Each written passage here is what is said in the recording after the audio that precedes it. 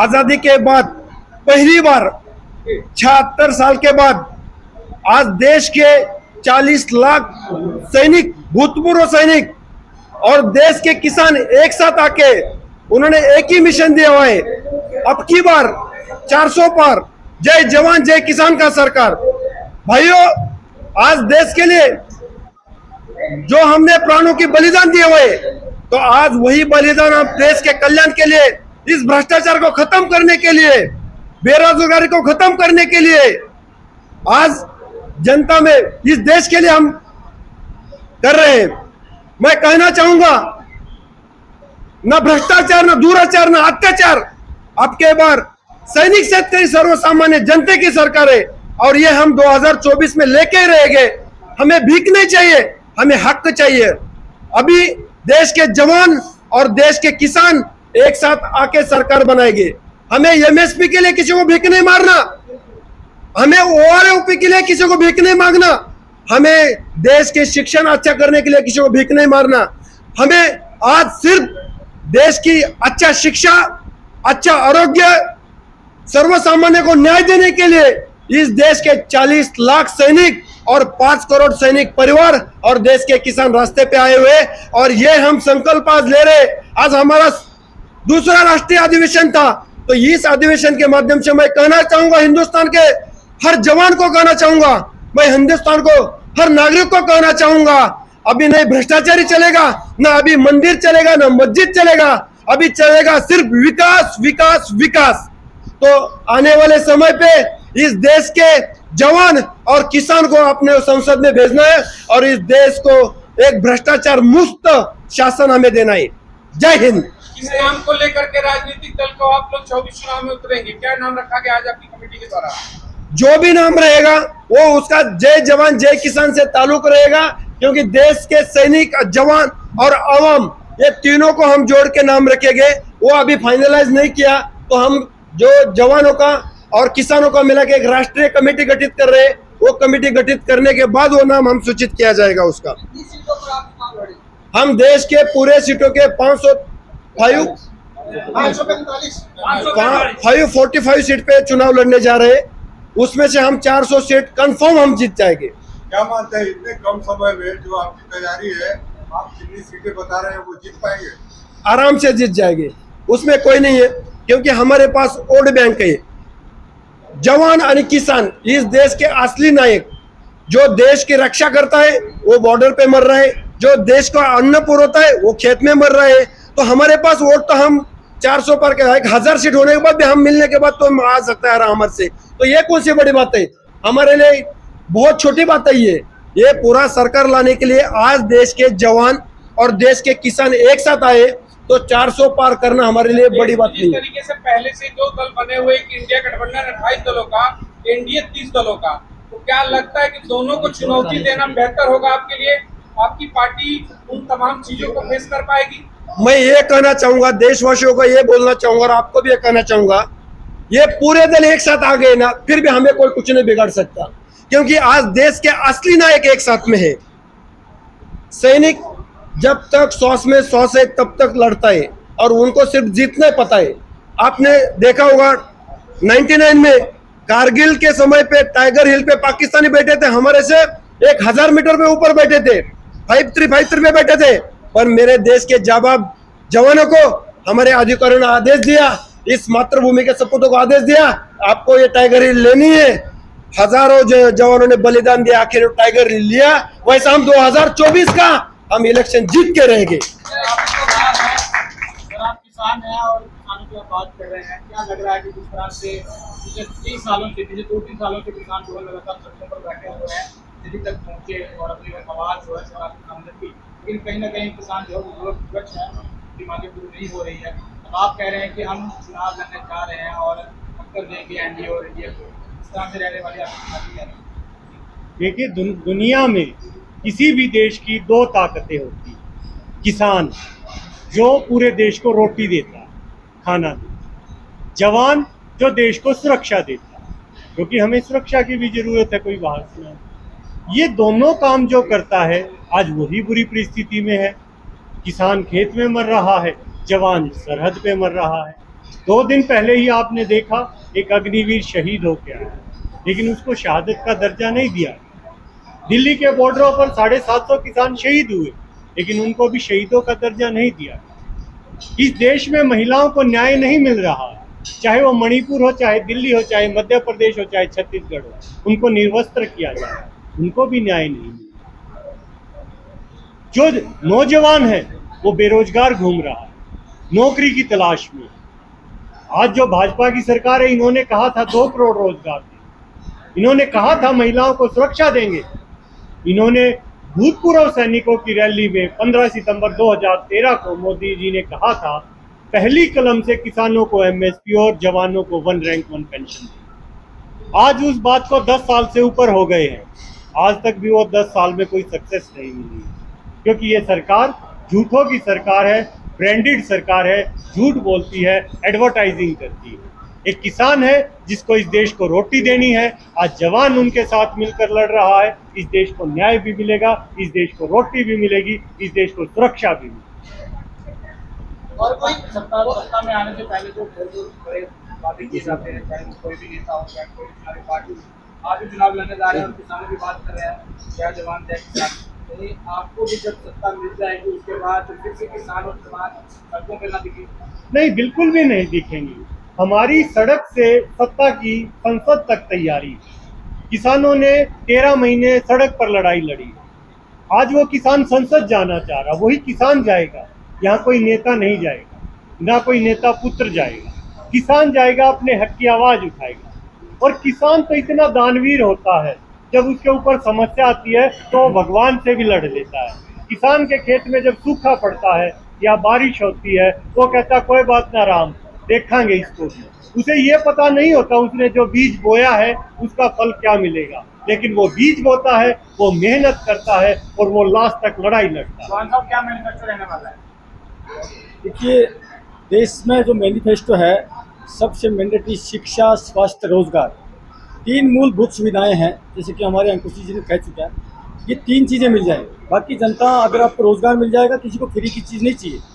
आज ज़रूरत है देश में अच्छी शिक्षा, इक्वल जो है एक जैसी शिक्षा। नेताओं को फ्री की चाहिए, क्योंकि नहीं नेताओं को फ्री की हाँ, चाहिए। इनको तो फ्री का ही सब कुछ चाहिए पूरा देश। क्यों चाहिए? वो जनता को चाहिए कि नेताओं को चाहिए? उनको आदतें पड़ चुकी हैं, देश का खून चूसने की आदत पड़ चुकी है। आज ज़रूरत है, हमारी कोई ज़रूरत नहीं थी नेता बनने की, आज इस माँ भारती को ज़रूरत है अच्छे लोगों को आने की। अभी एक साथी ने सवाल किया था कि क्या पता उसके आपकी सरकार बन जाए, उसके बाद में भी किसान और जवान सड़कों पर हैं। देखिए, ये जो वर्दी है, आज इस वर्दी को पूरा देश विश्वास करता है।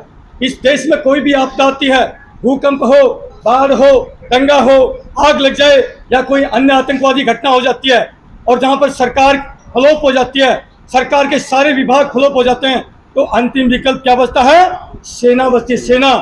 आज देश की राजनीति में 2 टाइप के एजेंडे चल रहे हैं, एक एनडीए है, एक इंडिया है। एनडीए का एजेंडा है सिर्फ मुसलमानों से खौफ पैदा करना, मुसलमानों से खौफ पैदा करना और वोट पाना। बचा लो हिंदुओं, मोदी साहब को ले आओ, अन्यथा हिंदू खत्म हो जाएंगे। दूसरा एजेंडा है इंडिया का, उसका एजेंडा है कि 2024 में बचा लो। 2024 में यदि अगर बीजेपी सरकार जीत जाएगी तो उसके बाद लोकतंत्र समाप्त हो जाएगा, चुनाव खत्म हो जाएंगे। ये एजेंडे सेट किए जाते हैं। ये 2 एजेंडे हैं। मैं पूरे देश के अपने किसानों से, मजदूरों से, गरीबों से अपील करना चाहता हूं, हमारे पास धन बल नहीं है, हमारे पास आपकी शक्ति है, आपका जो हमारे सैनिकों के प्रति अटूट विश्वास है, प्यार है।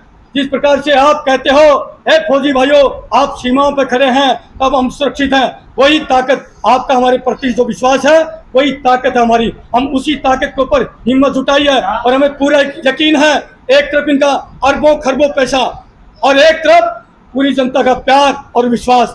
400 खरबों पैसा, एक तरफ जहाँ पर बाकी राजनीतिक पार्टियां करोड़ों रुपया खर्च करेंगी, आप बिना पैसे खर्च। मैं कहता हूँ साहब, इनका अरबों खरबों एक तरफ धरा रह जाएगा और यहाँ पर जनता का प्यार, क्योंकि हम जनता के विश्वास, जो हमारे प्रति विश्वास है, उसके दम पर जा रहे हैं। हम अपने भाइयों के दम पर, अपने माता पिताओं के दम पर, क्योंकि सैनिक किसका बेटा होता है? सैनिक गरीब किसान मजदूर का बेटा होता है। सर, आप सेना से हैं जी। जिस तरीके से अग्निवीर की एक योजना लाई गई, अगर आपकी सरकार आती है तो ये जो अग्निवीर की योजना है ये खत्म कर देंगे आप लोग? बिल्कुल भी पहले जैसे जनरल 100% जैसे पहले था, इस अग्निवीर जो योजना लेके आए इसको समाप्त किया जाएगा और नौजवानों को जैसे पहले नौकरी दी जाती थी वैसे दी जाएगी। अभी 2 दिन पहले बता चुके हमारे भाई, 2 दिन पहले अमृतपाल जी जो कि पंजाब से हैं, वो शहीद हुए हैं। आज उनको ना तो सैनिक सम्मान के तहत जैसे एक पार्थिव शरीर को सम्मान दे करके उसकी अंत्येष्टि की जाती है, नहीं हुआ है। बहुत दुर्भाग्यपूर्ण स्थिति है। आज जो सरकार राष्ट्रवाद का नारा लगाती है, देशभक्ति की बातें दिखाती है, आज उस सरकार ने सैनिकों का जो है एक नाम का उल्टा सहारा लेके, गंदा सहारा लेकर के सिर्फ मोदी जी जाते हैं, सैनिकों के प्रति कोई उनके पर जो प्रेम नहीं है। आज सैनिकों की गरिमा को नीचे गिरा उन्होंने, बहुत दुर्भाग्यपूर्ण स्थिति है। प्रधानमंत्री का चेहरा कौन होगा? आज मतलब आप एक सामाजिक कार्यकर्ता हैं, ये बहुत जल्द डिसाइड हो जाएगा। और क्या लग आज रहा है कि जहाँ पर एक तरफ राजनेता से राजनीति करते थे, आज किसान और जवान जो है इस मंच पर आना चाहते हैं ताकि जनता जो है वो सुगम जिंदगी जी सके, जो बाकी अन्य राजनीतिक पार्टियों के वोट नहीं जीता। भारत की सबसे बड़ी ताकत किसान और जवान है, और किसान जवान जहां जमा हो गए वहां पे बदलाव होगा। जिस तरह से लोकतंत्र को इन लोगों ने मजाक बना रखा है, इन लोगों ने नफरत का बाजार बना रखा है, हमारे बीच में नफरत फैला रखा है, हमारे बीच में आज जो हालात भारत की है वो इजराइल और फिलीपींस का हालत बनाना चाहता है। इससे बचने के लिए हम तमाम लोग, किसान और मजदूर और जवान और महिलाएं सब मिल करके इसका जवाब देंगे। और 2024 में ये जो समूह देख रहे हैं, ये समूह करारा जवाब देगी। और ऐसे लोग जो नफरत फैला करके और हमारे जात पात को बांट कर करके जो हमारे देश के ऊपर जो राज करना चाहते हैं, लोकतंत्र को खत्म करना चाहते हैं, संविधान को खत्म करना चाहते हैं, उसका करारा जवाब हमारे जवान और किसान 2024 में देगी। और जहां तक पैसे की बात है, डॉक्टर दुआ तैयार है, इनको 500 करोड़ रुपया मैं दूंगा, चाहे कहां से भी दूं, लेकिन ये लड़ाई होगी और हम इनको जीतने का पूरा आश्वासन देते हैं। हम इनके लड़ाई लड़ेंगे। भारत माता की सवाल है, पूर्व राज्यपाल मलिक जी यहाँ पे आने वाले थे, उन्होंने उनका क्यों नहीं आ पाए और क्या मैसेज है? अभी मेरी तुरंत बात हुई, पहले उनका राजस्थान का प्रोग्राम 9 और 10 तारीख को था, अब उनका प्रोग्राम कैंसिल हो गया, 15 तारीख हो गया। अभी वो जयपुर राजस्थान में है, मेरी उनसे बात हुई है, वो कह रहे कि यहाँ के जो पूर्व सैनिक हैं OROP के लेकर या किसान संगठन जो भी इकट्ठे हुए हैं, देश हित में, किसानों के हित में, सैनिकों के हित में, हम पूरी तरह उनके फैसले के साथ हैं और आगे हमेशा उनके साथ रहेंगे। वॉइस मैसेज में से पार आया है, मैं आपके पास शेयर भी कर सकता हूँ। आप लोग पूर्व सैनिक है, वन रैंक वन पेंशन की लड़ाई पूर्व सैनिक 9 महीने से जंतर मंतर पे लड़ रहे हैं। अगर आपकी सरकार सत्ता में आती है तो वन रैंक वन पेंशन की विसंगतियों को दूर करेंगे। 100% होगा। देखिए, हमें भीख नहीं चाहिए। यदि सैनिकों की सरकार होगी तो नेचुरल सी बात है, जो हमारे सर्विंग सोल्जर सबसे पहले जो सीमाओं पर गोलियां खा रहे हैं, सबसे पहले उनका वेलफेयर देखा जाएगा। उसके बाद में हम लोग रिटायर्ड सैनिक हैं। देखिए, हम अपने लिए नहीं जा रहे, ये लड़ाई हम देने के लिए आए हैं। सैनिक जब जाता है सीमा पर, देश के लिए कुर्बानी देने जाता है। आज हम भीख या कुछ अपने लिए नहीं, आज हम देश को कुछ नया बड़ा देने के लिए जा रहे हैं। अच्छा, एक मेरा प्रश्न है, बहुत इम्पोर्टेंट प्रश्न है। आपके पास एक प्लान है जिसके तहत आप ये काम कर रहे हैं कि हर तहसील में आप एक स्टोर खोलेंगे और लोगों को रोजगार भी देंगे और लोगों को सस्ता सामान देंगे। उसके बारे में हमारे दर्शकों को ये बताइए कि क्या वो वाकई आप कर पाएंगे और कैसे करेंगे, उसका प्लान क्या है? सभी सिंगल विंडो सिस्टम के तहत जहां पे भ्रष्टाचार खत्म किया जाएगा, जहां पे लोग जो है घूस लेकर के डिपार्टमेंट में जो गंदगी फैलाते हैं, उसके लिए सिंगल विंडो सिस्टम होगा और उसका देख रेख हमारे जवान और किसान करेंगे। मैं कहना चाहूँगा, हिंदुस्तान में मैंने समुद्र में सुना था बड़ी मछली छोटी मछली को खाती है, पर आज देश के बड़े बड़े उद्योजक, देखो बड़ा उद्योजक होना चाहिए जरूरी है, पर देश के कुछ ऐसे बड़े उद्योग हो गए कि छोटा उद्योग, जो छोटा व्यापारी वो खत्म कर दिया उन्होंने। तो हमें ये लड़ाई लड़नी है और जैसे हमारा सरकार आ जाएगा तो हमें छोटा व्यापारियों का भी उनका भी जो हित देखेंगे और बड़े का भी हित देखेंगे। हमें बैलेंस करना है। कहते हैं हिंदुस्तान दुनिया के 5th बड़ी इकोनॉमी है, पर मैं आपको ही सवाल करना चाहता हूँ, क्या बड़ी इकोनॉमी अपनी 5th इकोनॉमी ये बैलेंस है? हिंदुस्तान की इकोनॉमी बैलेंस है क्या? नहीं है। 98% जो भारत की आबादी है उनके पास 2% पैसा नहीं है। और जो 2% आबादी है उसके पास 98% पैसा है। तो ये अनबैलेंस हमें बैलेंस करने की हम कोशिश इस देश के जवान करेंगे और इस देश के हर एक मिनट सुनिए। ये संदेश पूरे देश के लिए जा रहा है। हम लोग का एक मुख्य उद्देश्य मैं आपको बता देता हूँ। आप सब पत्रकार हो, पत्रकारों की समस्या आप जान सकते हो कि नहीं जान सकते हो? कोई दूसरा नहीं जान सकता। आप उतनी दूर से घर परिवार छोड़ के आते हो, आपका भी घर परिवार है। हमारी योजना देश के लिए है। हम क्या देश को देना चाहते हैं कि हमारा एक पत्रकार जो संघर्ष करके पत्रकार बना है वो सूचना एवं प्रसारण मंत्री बनेगा। और हमारा जो किसान है, मेहनत करता है, अन्न उगाता है, उसकी समस्या वही समझता है, वो देश का कृषि मंत्री बनेगा। और जो छोटा व्यापारी है, संघर्ष करके व्यापार करता है, वो व्यापार और वाणिज्य मंत्री बनेगा। और जो शिक्षित आदमी है, जो संघर्ष करके शिक्षा प्राप्त किया, वो देश का शिक्षा मंत्री बनेगा। और जो हमारा देश का सैनिक है, सीमाओं पर रक्षा करता है, बखूबी से संघर्ष करता है, गोलियां खाता है, वो संघर्ष को समझता है और वो देश का रक्षा मंत्री बनेगा। और सबसे बड़ा संदेश इन सबको, इनसे बड़ा जो अनुभव रखेगा, सबको समेट के चलेगा, पूरे देश की जनता को समेट चलेगा, वो हमारे देश का प्रधानमंत्री बनेगा। तो आपका प्रधानमंत्री चेहरा कौन है? अभी कोई फिक्स नहीं है। काम के आधार पर जिसका काम अच्छा होगा, जो देश की जनता की रक्षा करेगा, कुछ नहीं, हमको जो काम करके दिखाएगा उसको हम प्रधानमंत्री बनाएंगे। एक सेकंड इस देश में